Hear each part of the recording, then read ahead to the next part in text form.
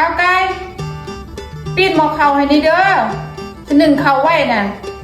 รีบพาให้ฝ้าไปงานบวชไปปีนหมอเข่าให้แน่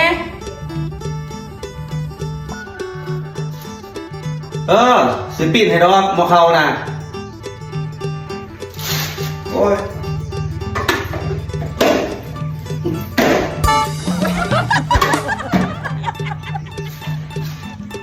ภาษาปีนหมอเขาซื่อ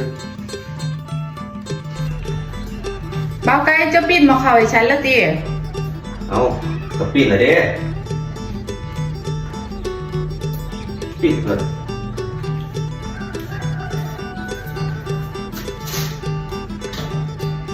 เอา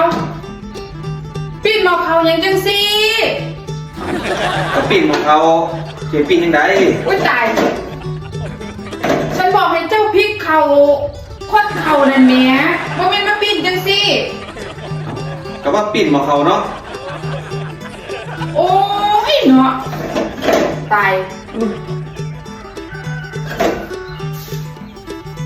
มาสลัดหน่อยเถอะเนาะบ่าวไก่